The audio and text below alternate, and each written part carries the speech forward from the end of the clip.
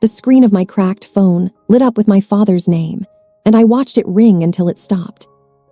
Then he left a voicemail that said my grandmother begged him to make sure I got nothing, and I stayed quiet while something inside me snapped. My name is Waverly. I'm 30 years old, and I teach 3rd grade at a public school where kids come to class hungry and still manage to smile. My birthday was supposed to be simple: a grocery store cupcake, a cheap candle, one soft evening where no one demanded anything from me. Instead, my father showed up at my apartment for the first time in years. I heard his steps in the hallway before I saw him. Heavy, confident. The kind of steps that assume doors will open. When I pulled my door inward, he stood there in a tailored coat that smelled like clean wool and expensive cologne, holding an envelope like it weighed nothing. "Happy birthday," he said, flat and practiced, as if the words were a receipt he had to hand over. I didn't invite him in. I didn't need to. He looked past me anyway, scanning my little living room like he was inspecting a storage unit. My thrift store couch, the stack of library books on my coffee table, the tiny vase of grocery store tulips I'd bought myself because nobody else would. "What's that?" he asked, pointing at the cupcake behind me on the counter. "A cupcake," I said. He gave a short laugh, not cruel enough to argue with, just dismissive enough to remind me where I sat in his world. Then he held out the envelope, yellowed, old, my grandmother's handwriting across the front, careful and elegant, to be delivered on Waverly's 30th birthday. "She left this," he said. "Must have gotten buried in her things." My stomach tightened.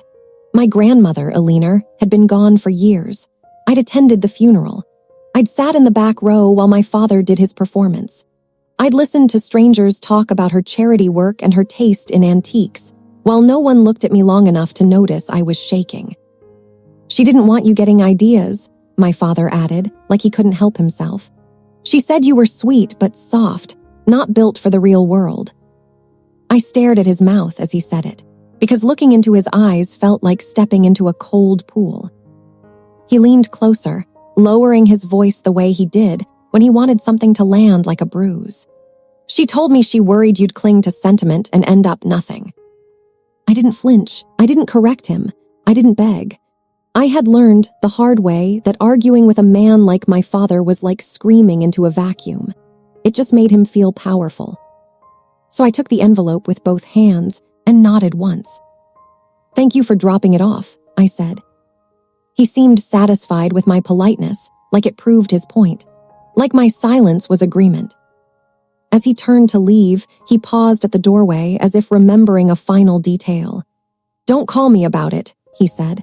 "Whatever it says, it doesn't change anything.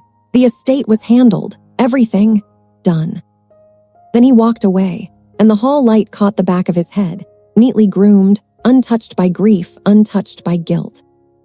I locked my door and stood there for a long moment with the envelope pressed to my chest. I could feel the raised ridge of wax seal through the paper.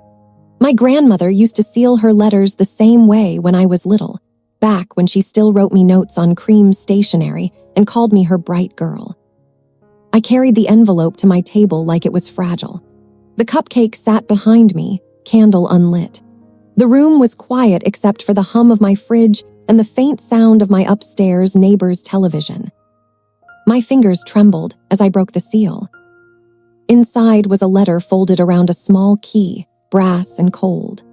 The key had a little tag tied to it, and on the tag, in my grandmother's handwriting, were 3 words that made my throat tighten.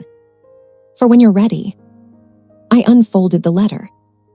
"My dearest Waverly, if you are reading this, it means you made it through the house that tried to shrink you."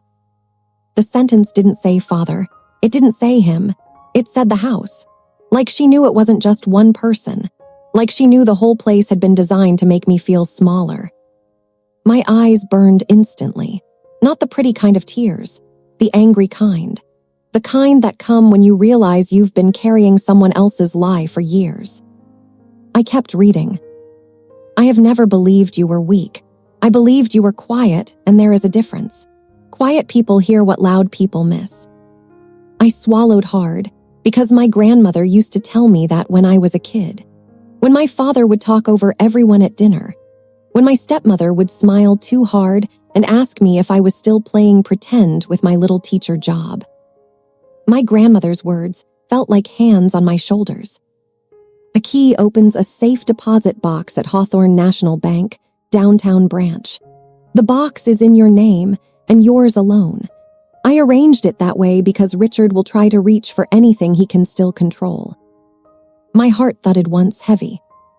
Then came the line that changed the air in my apartment.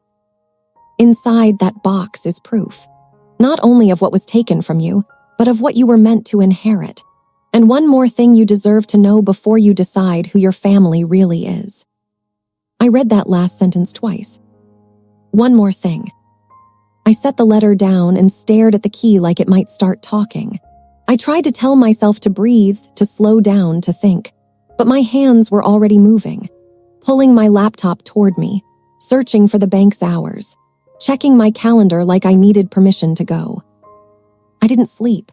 I lay in bed staring at the ceiling while my mind replayed my grandmother's funeral in sharp flashes.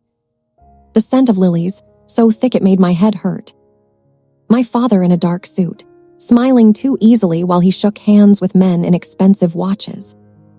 My stepmother, Sloane, gliding between guests with a practiced sadness, introducing my younger half-brother, Knox, like he was the only grandchild worth mentioning.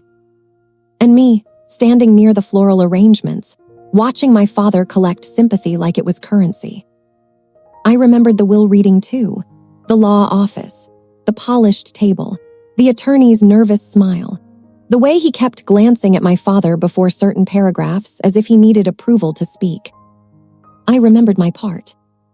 A small check, a neat little amount delivered with a patronizing smile, framed as kindness. My father's hand on my shoulder afterward, squeezing too hard as he said, "Mother knew what she was doing." At the time, I believed it.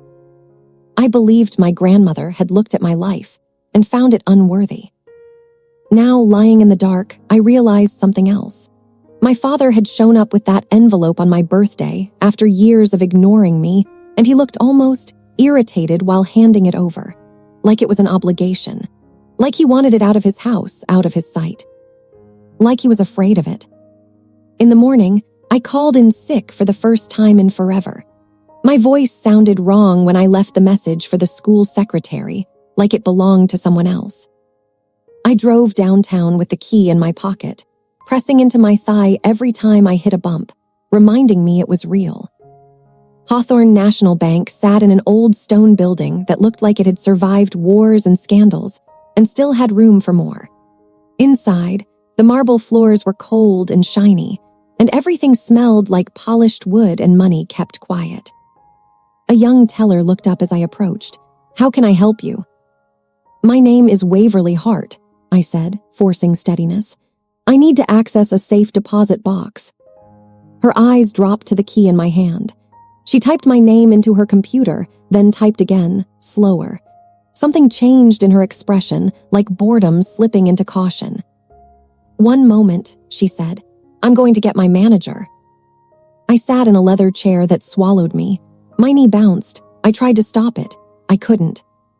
A man in a gray suit approached with calm steps and kind eyes, the kind of face that looked like it had delivered good news and bad news without enjoying either. "Ms. Hart?" he asked. "Yes." "I'm Grant Miller," he said, offering his hand. "Branch manager, come with me." He led me past a door that required a code, then another door that required a key card, then down a narrow hallway that seemed built to make people whisper. The air got cooler. The lights got softer. My heartbeat got louder. He stopped beside a heavy vault door and looked at me carefully. "Before we go in," he said, "I need to confirm something with you." My mouth went dry. "Okay." He opened a folder in his hands and glanced at a page. "This safe deposit box was opened years ago by Alina Mercer," he said. "At the time, she placed one name on the access list." He looked up. "Yours." My fingers tightened around my key. Grant continued, voice calm. "Over the years, more than one person has attempted to gain access, some politely, some not. We followed Mrs. Mercer's instructions exactly. My skin went cold. Who tried to access it? His expression didn't change, but his eyes softened, like he could guess the answer would hurt. I can't disclose names without a court order, he said, but I can tell you this. Mrs. Mercer told us to say the box did not exist to anyone who asked, no matter how important they believed themselves to be. My breath caught in my throat. Grant opened the vault door, and the sound was deep and final, like a decision being made. He led me inside, down rows of small metal boxes that looked identical, except for the tiny numbers stamped on each face. He stopped at one, reached up, and pulled it free with practiced ease. He handed it to me and stepped back. "Take your time," he said gently. "When you're finished, ring the bell." I carried the box to a small wooden table in the corner. My hands were shaking again, but my mind felt strangely clear, like something in me had snapped into focus. I slid my key into the lock and turned. The lid came off with a soft click. Inside was a thick folder, an old photograph, and a smaller envelope sealed with the same wax stamp as my letter. I stared at the photograph first, because my brain couldn't stop itself. It showed my grandmother sitting at a table, pen in hand, signing something, 2 witnesses beside her, a notary stamp on the page. And standing behind her, half in shadow, was my father. His hand was on the back of her chair. Not supportive. Possessive. I reached for the sealed envelope, and my fingers froze when I saw what my grandmother had written across the front. "Open this first, then decide who gets to speak at his birthday. Quick real-life moment, if you're still here, thank you. Like, subscribe, and comment your city, state, or country. All right, now let me take you back." I lifted the envelope, broke the seal, and unfolded the first page inside just as the vault room bell seemed to echo in my ears, even though I hadn't touched it. The first page was a letter on thick cream paper, the kind my grandmother always used, and my hands went steady in a way that scared me. "My star, if you are holding this, it means Richard did exactly what I warned you he would do. It also means you are finally standing where truth lives, not where comfort lies." I swallowed hard. She used my old nickname like she was in the room. "Do not panic. Do not confront anyone yet. Read everything. Then breathe. People like Richard survive on emotional reactions. I am giving you something better than emotion. I am giving you leverage." My throat tightened on that last word. Then I saw the signature at the bottom. "All my love always, Eleanor Mercer." The folder underneath the letter was tied with a simple ribbon. Not dramatic, not theatrical, just prepared. Like she'd been waiting for me to become the kind of woman who could open it without breaking. I slid the ribbon off and opened the folder. The first document on top was a will. Not a copy, not a summary. A certified document with stamps, witness names, and a notary seal that looked like it had been pressed into the paper with anger. Last will and testament of Eleanor Mercer. My eyes skimmed down, searching for the part that hurt. And there it was. To my granddaughter, Waverly Hart. Not Mercer. Hart. I blinked, certain my grief-addled brain was mixing names, but it was clear as day. My name, my legal name, yet the surname wasn't my father's. I felt my stomach drop, slow and sick, like an elevator cable snapping. Hart was the name I'd been born with. The name on my mother's hospital bracelet in the photos I kept buried at the bottom of a drawer. The name my father made disappear when I was little, when he decided rewriting my identity would be easier than dealing with my grief. I hadn't thought about it in years. My hands started to shake again, but I forced myself to keep reading. My education trust, listed at a value I couldn't even wrap my brain around, meant to fund my security and my choices. My grandmother's Vermont house, the one with the wraparound porch and the roses that smelled like warm sunlight. Her jewelry, her letters, her personal effects to be delivered directly to me, not through any executor. Then the part that made my mouth go dry. To my son, Richard Mercer, I leave a modest sum and my sincere hope that he will learn love is not a transaction. Modest, not controlling, not powerful. Not 90%. The lie I'd been living with for years wasn't a misunderstanding. It was theft. I turned the page, and the second twist hit like a slap. A separate addendum, attached and notarized. If my son attempts to submit an older will in place of this one, or attempts to access any funds held for my granddaughter, he will be considered in violation of my expressed intent, and all authority granted to him in any capacity is revoked. Revoked. I pressed my palm to my mouth. My breath sounded too loud in the vault room. My grandmother had predicted him, planned for him. She hadn't just tried to protect me. She built a trap, clean and legal, with my father's name carved on it. My eyes stung, but I didn't let myself cry. Not here. Not yet. I kept reading like my life depended on it because suddenly it did. Behind the will were bank statements, printed and highlighted with neat pencil marks in my grandmother's handwriting. I knew what highlighted meant. I'd been a teacher too long not to. Highlights were what you used when you wanted someone to look at something even if they were scared. Withdrawals. Not small ones. Large, clean withdrawals that happened in a pattern. Each one lined up with something I remembered hearing about in passing. Knox getting accepted to a fancy program. Knox, summer abroad. Knox, networking trip. My father bragging at Christmas that his son was going places. And every time I'd smiled politely, squeezing my own hands under the table so no one would see me flinch, because I was still paying off my student loan and buying school supplies with my own money. My inheritance had been funding their family fairy tale. My throat went tight with a cold, furious clarity. I turned another page and found something worse. A property record. My grandmother's Vermont house had never been sold. I stared at the deed, at the clean line of ownership that ended with her name, then a blank space waiting for mine. No transfer to my father, no sale, no estate taxes paid by liquidating assets, like my father had told everyone. It was still there. Still mine. Still waiting. I sat down hard on the little bench beside the table, because my legs suddenly didn't trust themselves. This wasn't just betrayal. This was a long game. Years of smiling at me while they took what was mine. Years of letting me believe I deserved scraps. Years of calling me soft while they used my quiet life to hide their crimes. I reached for the smaller envelope in the box, the one I hadn't opened yet. My grandmother had tucked it beneath the photograph like she wanted it found last. The wax seal snapped under my thumb. Inside was a single sheet of paper, folded once, and an old-fashioned card with a phone number handwritten on it. The sheet was shorter than the others, sharper. My star, if you are reading this part, you have already seen the will and the money trail. Now I need to tell you the reason I did not give you this truth while I was alive.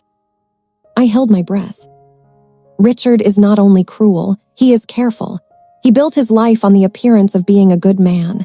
When he is threatened, he does not yell. He erases. He isolates. He makes people doubt their own memories. My fingers tightened around the paper because it felt like she was describing my whole childhood with frightening precision. You will be tempted to confront him immediately. Do not. That is what he expects. He expects tears and shouting and mistakes. Your silence has always been your armor. Use it now as your weapon. Then she wrote the line that made my skin prickle. Richard did not change after Linda died. He simply stopped pretending. Linda. My mother's name, sitting there on paper like a ghost. My grandmother almost never wrote it. It was too painful. Yet here it was in ink, deliberate and steady. I kept reading. And there is one more thing. You deserve to know why I used your heart name in this will. It is not a mistake. It is the truth. Richard changed your name when you were young to make you easier to control, easier to claim, easier to rewrite. He wanted you to belong to him on paper, even when he would not belong to you in life. My stomach twisted. I had always thought the name change was just convenience, tradition, a grieving father doing what fathers do. But my grandmother was telling me it was strategy.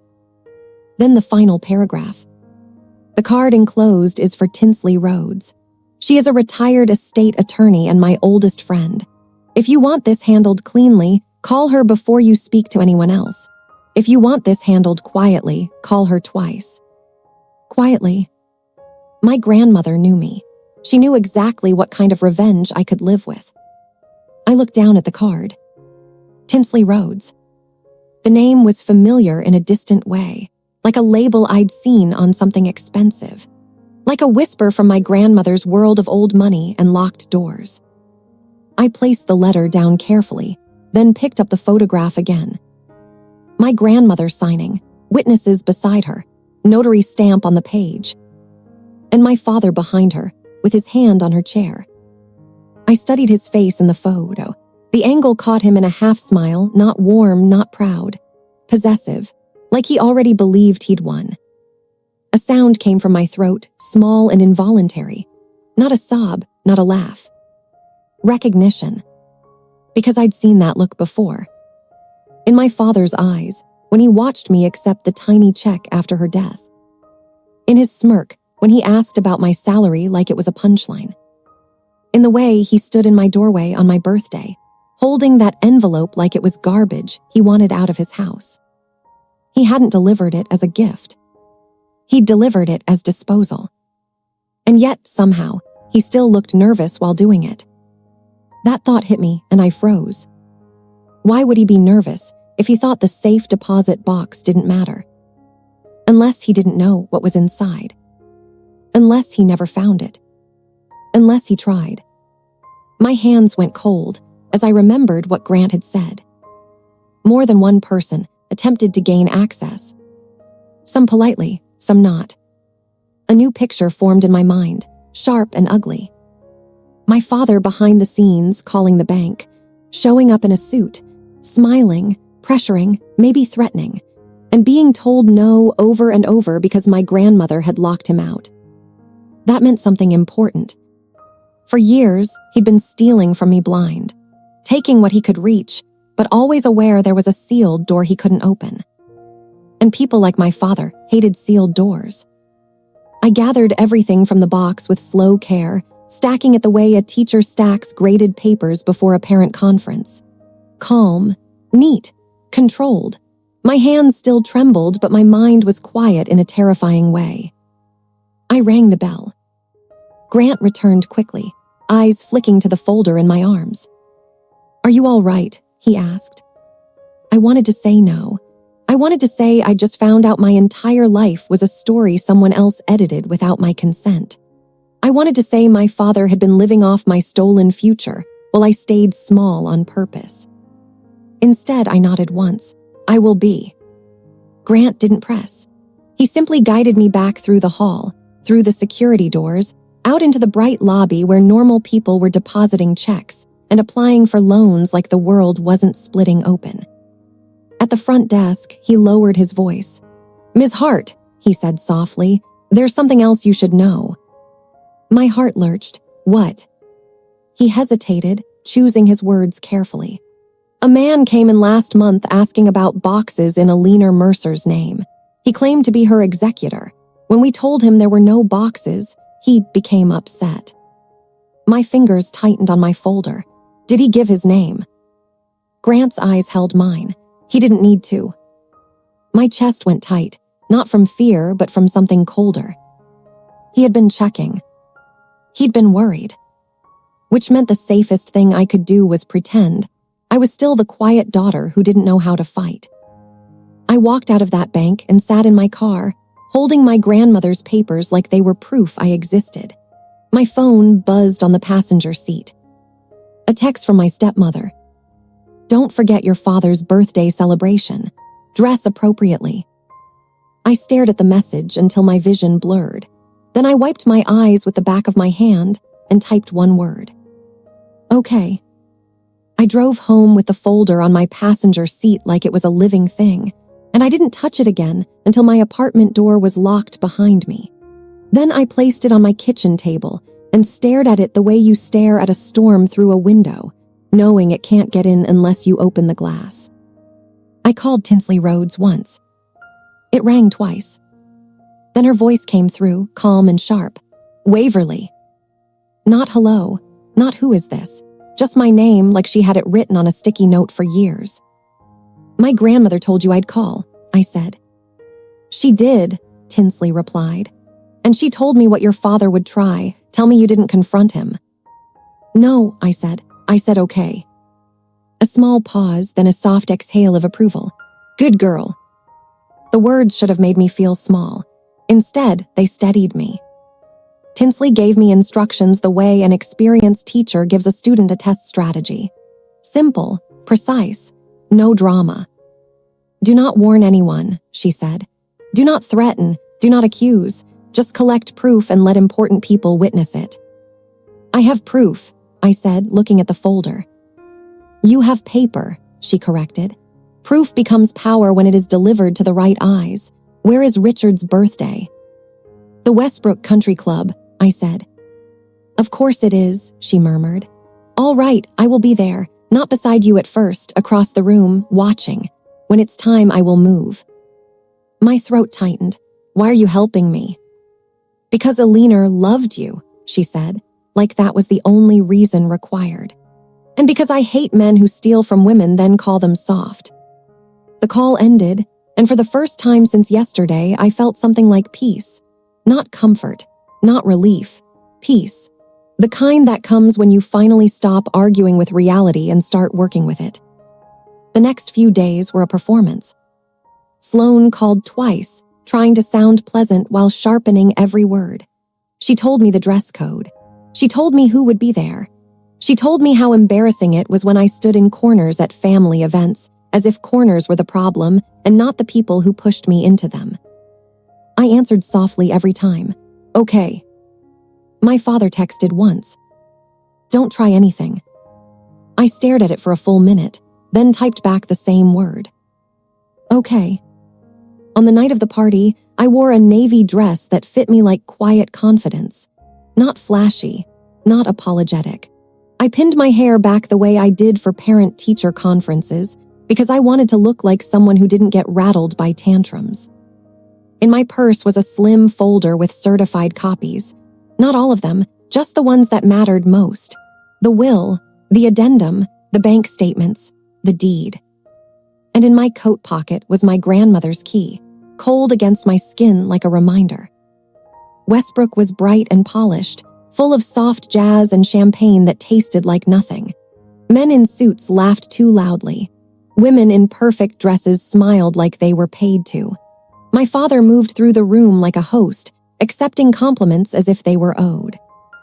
When he saw me, his expression tightened for a fraction of a second, then reset into warmth. Waverly, he said, kissing the air near my cheek. You made it. I did, I replied. Sloane appeared beside him, flawless and shining. You look appropriate, she said. I almost smiled. Appropriate was her highest form of praise. Knox stood near the bar with his friends, laughing, young and confident in the way boys get when they've never had to fear a locked door. When his eyes landed on me, he offered a half wave like I was a distant cousin, not his sister. I waved back gently, like I was harmless. I found a seat near the edge of the room, where I could see everything without being seen too much. Across the space, near a table of older women, I noticed Tinsley. Silver hair, still posture, eyes like glass. She didn't wave. She didn't acknowledge me. She just watched my father like she was measuring him for a suit he didn't know he'd be forced to wear. Dinner passed in speeches and laughter. Then the band quieted, and my father took the microphone. The room shifted toward him automatically, like his voice had trained them to. He started with jokes. He moved into a story about building his business from nothing. People laughed on cue. He lifted his glass and thanked his beautiful wife, then praised Knox as the future of the family. Then he said my grandmother's name. Alina, he sighed, as if grief lived inside him. My mother believed in legacy. She believed in doing what is practical, not what is emotional. She understood who in this family could carry the torch. His eyes flicked toward me for half a second. And she understood who could not. A few sympathetic smiles floated my way. like pity was a polite napkin to cover my place setting. My father finished his toast to applause, satisfied, gleaming. And then I stood. My voice didn't shake when I spoke. "Dad, may I say something about Grandma?" The air changed. People loved a surprise. My father's smile tightened, but he couldn't refuse without looking petty. "Of course," he said, handing me the microphone like he was giving me a toy. I walked up slowly, careful with my steps, careful with my breath. I faced the crowd and let the silence sit long enough to make them lean in. "My grandmother raised me for a while when I was little," I said. "She taught me to read. She taught me to stay calm when other people tried to make me smaller." Polite nods, mild interest. Then I opened my purse. "She also taught me to keep records." The words landed differently. I felt it. My father's posture shifted, just slightly, like an animal noticing a trap. I lifted the certified will so the notary seal caught the light. "This is my grandmother's last will," I said, still calm. "Executed and notarized. It names me as a primary beneficiary." A murmur ran through the room like wind through leaves. My father stepped closer. "Waverly, this is not the time." I turned my head slowly toward him, the way a teacher turns toward a student who just lied in front of the class. "Then, when is the time to talk about a will that was ignored?" I asked softly. His jaw tightened. "You don't understand. The estate was settled." I nodded once, as if accepting his answer. That's what I believed too, until I found out an older will was submitted instead of this one. The murmurs grew sharper, heads turned, a few phones appeared. My father tried to laugh. It came out wrong. "This is embarrassing." "It is," I agreed, "for you." I pulled out a page with highlighted withdrawals. "These are bank records tied to the trust my grandmother created for me. Hundreds of thousands withdrawn over time. I'm not accusing anyone," I said, keeping my voice even. "I'm just asking a simple question." I looked at my father and let my face stay neutral. "Why does the withdrawal schedule match Knox's tuition payments and your business deposits?" That was all. One small question. And the room did the rest. Knox's face drained as he stared at the paper like it was written in another language. Sloane's smile cracked. People leaned toward each other, whispering names they knew, laws they'd heard of, reputations they suddenly cared about. My father's eyes flashed. "You're unstable," he hissed through his teeth, too quiet for the crowd to hear. I didn't flinch. "Okay," I said into the microphone, letting everyone hear that one word, gentle and sharp at the same time. "Then it should be easy for you to disprove me." That was when Tinsley moved. She stood from her table and walked forward with the slow confidence of someone who had ended men like my father in courtrooms before breakfast. "For anyone wondering if this is real," Tinsley said, voice carrying without effort, "my name is Tinsley Rhodes. I am a retired estate attorney. I notarized Alina Mercer's will and I have copies of all supporting documents." My father's face went tight, furious. "Who invited you?" "Alina did," Tinsley answered smoothly. "Years ago, she just invited me to the right moment." My father looked around, searching for allies, but the crowd had shifted. People weren't smiling at him anymore.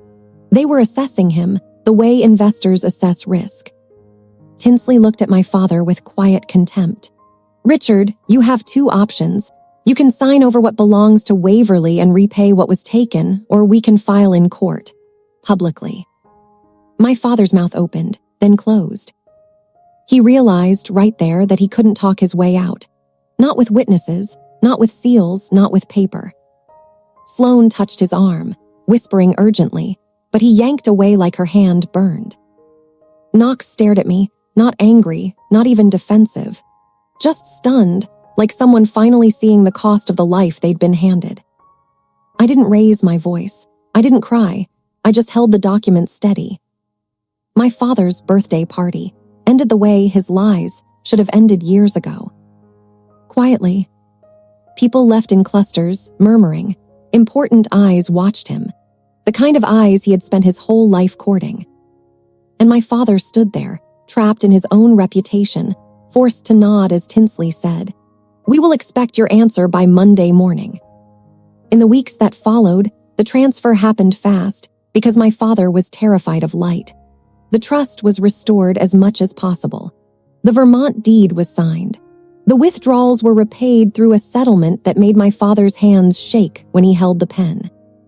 Knox called me once, voice thin. "I didn't know," he said. "I believe you," I replied, "and now you do know." I kept teaching, I kept my classroom, I kept my life, but the weight in my chest, the one I'd carried since childhood, was gone. One Saturday, I drove to Vermont alone. The house still smelled like old wood and roses. Dust floated in sunbeams like it used to. I walked through rooms that held my happiest memories and didn't feel guilty for missing them anymore. In my grandmother's bedroom, I opened the bottom drawer of her desk, the one she used to lock. Inside was a final envelope with my name on it. Waverly Hart. I opened it slowly. There was one page, and beneath it, a sealed lab report. My grandmother's last handwriting was steady. "My star, if Richard ever tries to claim you again, remember this. He made you carry his name, but he never gave you his blood.